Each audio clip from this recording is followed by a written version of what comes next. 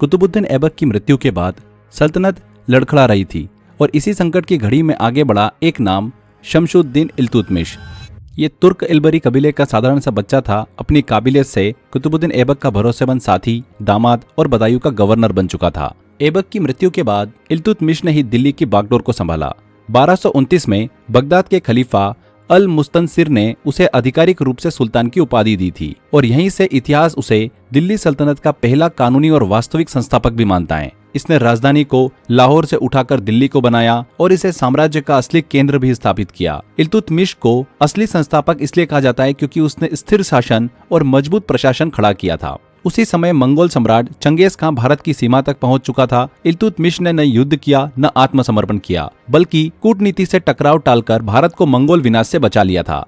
इल्तुतमिश की सबसे बड़ी चुनौती थी ताजुद्दीन यल्दोज और नसरुद्दीन कुबाचा। दोनों दिल्ली पर दावा जता रहे थे। इल्तुतमिश ने पहले तराइन की तीसरी लड़ाई लड़ी, यल्दोज को हराया और समाप्त किया। फिर 1228 में कुबाचा को हराकर पूरा उत्तर भारत पर अपना नियंत्रण ले लिया। यहीं से दिल्ली पहली बार पूरी तरीके से स्वतंत्र साम्राज्य बनी। इल्तुतमिश पहला सुल्तान था जिसने दोआब की आर्थिक क्षमता समझकर वहां से भारी राजस्व प्राप्त किया। उसने 40 वफादार तुर्की अधिकारियों का समूह बनाया जिसे तुर्क ए चहलगानी कहा गया। इक्ता प्रथा को इसने शुरू किया जहां पर वेतन की जगह पर भूमि दी जाती थी। उसने भारत के पहले शुद्ध अरबी सिक्के, चांदी का टंका और तांबे का जीतल जारी किया। 175 ग्रेन का चांदी का टंका भी उसी ने लागू किया था, जिससे मुद्रा व्यवस्था स्थिर हुई थी। उसका वजीर निजामुद्दीन जुनेदी प्रशासन का प्रमुख था। इसके दरबार में न्याय मांगने वालों को लाल वस्त्र पहनकर आना पड़ता था। इल्तुतमिश ने बिहार का पहला सूबेदार मलिक जानी को बनाया था।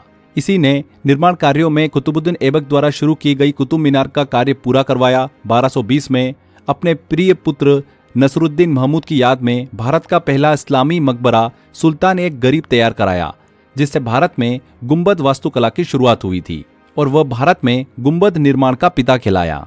इसने दिल्ली की जरूरतों को समझते हुए एक विशाल जलाशय हौजे सुल्तानी का निर्माण कराया था। इसने ईरान की राजतंत्रीय परंपराओं, दरबारी शिष्टाचार और प्रशासनिक संस्कृति दोनों को भारतीय माहौल में मिलाकर एक नई शासन व्यवस्था तैयार की। इल्तुतमिश ने साफ कहा था कि भारत अरब नहीं है, इसलिए इसे जबरदस्ती दारुल इस्लाम में बदलना संभव नहीं है। इतिहासकार आरपी त्रिपाठी भी उसे भारत में मुस्लिम शासन का वास्तविक संस्थापक मानते हैं। इल्तुतमिश की मृत्यु हो जाती है। इस तरीके से उसने दिल्ली को स्थिरता दी, पर अब मंच पर आने वाली है सल्तनत की पहली महिला मुस्लिम शासिका रजिया